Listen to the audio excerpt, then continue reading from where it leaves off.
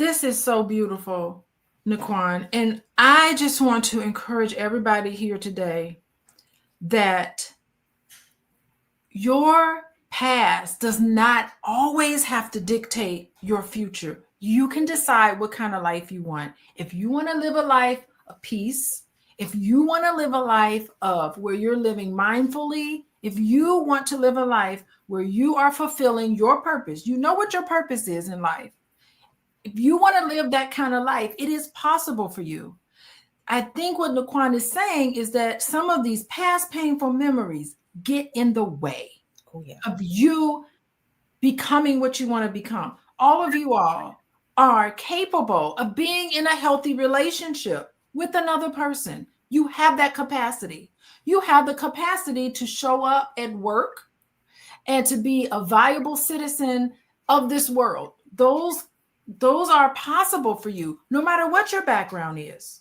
It does not have to dictate who and what you are. But if you're not able to recognize it, you're going to find yourself frustrated and stuck and depressed and sad. All of these things happen to you when you're not able to be aware.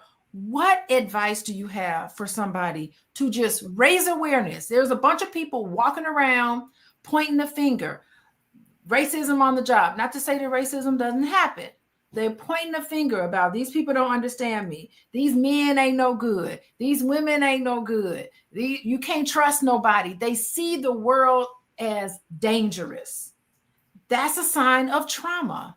So what would you say to somebody to help them kind of raise awareness of how does it look when trauma pays the price in your relationship? What does that even look like? So, hi, Ursula. Thank you for joining the conversation. Yeah. Okay, so for anybody out there who needs a resource to recognize if trauma is still writing your story and kind of where you are on that journey, go head on over to whentraumaisyourauthor.com and there's a free assessment.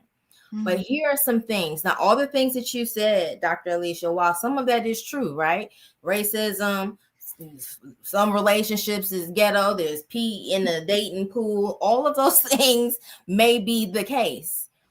But being able to identify the role that you play, yes, and how you impact your relationships, what is motivating your decisions, that is how you will understand what role trauma is playing. For example, if you are a person who keeps picking the same partner over and over, you pick partners who mirror your wounds and not your worth, that's a sign that trauma may be writing your relationships. If you are in friendships where you continue to pour and pour and pour and there's no ROI for you, that's a sign that trauma may be influencing and impacting your relationships. If you go to work, understand that when we clock out at work, trauma doesn't clock out when we do. Okay. Mm-hmm. If you are a person that's at work and you play small because maybe growing up, you learned that your voice didn't matter. And so you shrink and you let other people take credit for your work. That may be, there's a chapter in the book that is literally when trauma follows you to work, right? Mm-hmm. And so those are signs that trauma may still be impacting you and your relationships. Oh, I think that's so great because a lot of times people aren't able to look at their part in things because they come from so much shame.